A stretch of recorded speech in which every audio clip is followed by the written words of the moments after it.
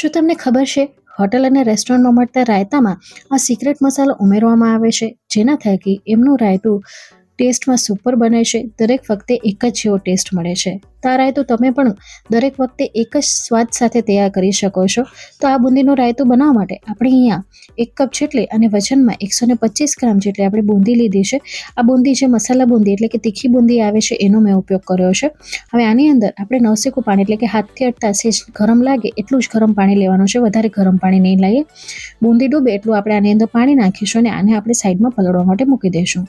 આમ કરવાથી એનામાંથી વધારાના તેલ અને મસાલા છૂટા પડી જાય છે. હવે સ્પેશિયલ મસાલો બનાવવા માટે પેનને ધીમા ગેસની ફ્લેમ ઉપર ગરમ કરી લીધું છે. એની અંદર 1 ટેબલસ્પૂન જેટલા આખા ધાણા, 2 ટેબલસ્પૂન જેટલું કાચું જીરું, 1 ટીસ્પૂન જેટલી મરીના દાણા અને હાફ ટીસ્પૂન જેટલી આપણે વરિયાળી લીધી છે. ધીમા ગેસની ફ્લેમ ઉપર ત્યાં સુધી શેકીશું જ્યાં સુધીના અંદરથી સરસ મજાની સુગંધ ના આવે અથવા તો આ રીતનો થોડો કલર ચેન્જ ન થઈ જાય. હવે આ સમયે ગેસની ફ્લેમને આપણે બંધ કરી દેવાનું છે અને 1/4 ટીસ્પૂન જેટલો આપણે આની અંદર અજમો નાખીશું. અજમો નાખવાથી રાયતું ખાતી વખતે કોઈ પણ નુકસાન કરતું નથી. હવે 1 મિનિટ સુધી આપણે કન્ટિન્યુ ચલાવતા રહીશું અને ત્યારબાદ આ મસાલાને ઠંડુ કરી લઈશું અને પછી આપણે પીસવાના છે. તો હવે આ મસાલાને ઠંડા થવા માટે સાઈડમાં મૂકી દઈશું.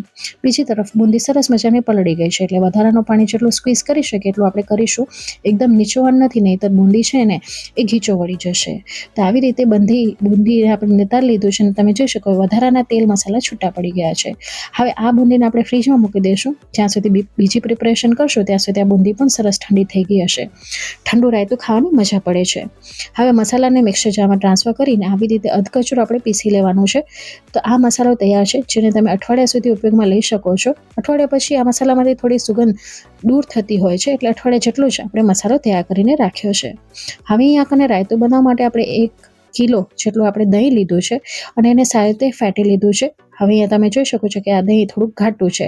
તો દહીં પણ આપણું ઠંડુ હતું અને પાણી પણ આપણે ઠંડુ ઉમેરેલું છે. ફરી પાછું આપણે ફેટી લઈશું જેથી એનું ટેક્સચર છે ને એકદમ ક્રીમી અને સ્મૂધ મળે.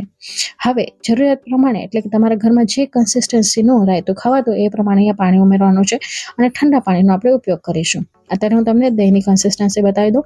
આ દહીં હજી મને થોડું ઘાટું લાગી રહ્યું છે એટલે આની અંદર 3 થી 4 ટેબલસ્પૂન જેટલું મેં બીજું પાણી ઉમેરેલું છે અને ત્યારબાદ હવે તમે જોઈ શકો છો કે આ રીતની પરફેક્ટ કન્સિસ્ટન્સીનો આપણું દહીં તૈયાર છે. તો આ રીતની એની કન્સિસ્ટન્સી હોવી જોઈએ.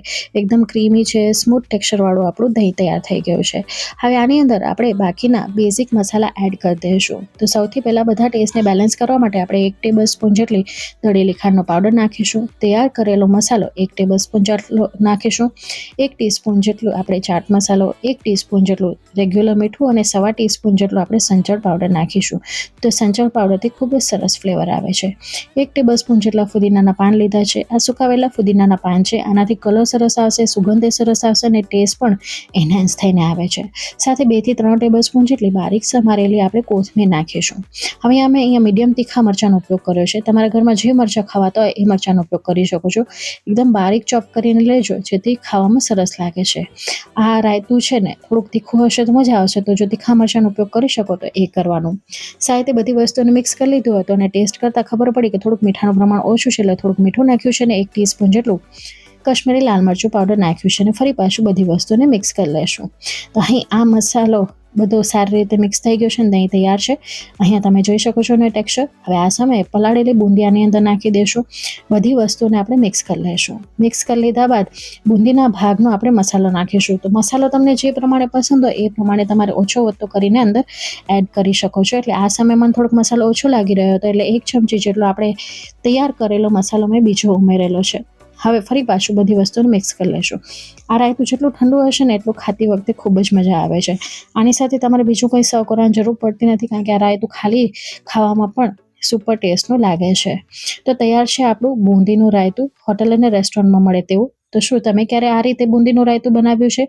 મેં અહીંયા બુંદી, કોથમીરના પાન, ઝીણા સમારેલા મરચાં અને લાલ મરચાંથી ગાર્નિશ કર્યો હતો. તો ફ્રેન્ડ્સ, તમે મારી રેસિપી કયા ગામ, કયા શહેર, કયા મેગા સિટીથી જોવો છો? કમેન્ટ બોક્સમાં તમારા સિટીનું નામ મેન્શન કરવાનું ભૂલતા નહીં.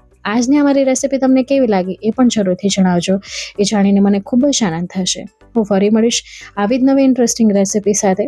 સર્વ કરતાં પહેલાં બારીક સમારેલા કોથમીર, ઝીણા સમારેલા મરચાં, ત્યારબાદ થોડીક બુંદી અને કાશ્મીર લાલ મરચાં પાવડરથી ગાર્નિશ કરીને મૂકશો તો એમ જ લાગશે કે હોટલ અને રેસ્ટોરન્ટમાંથી પાર્સલ તૈયાર આવ્યું છે.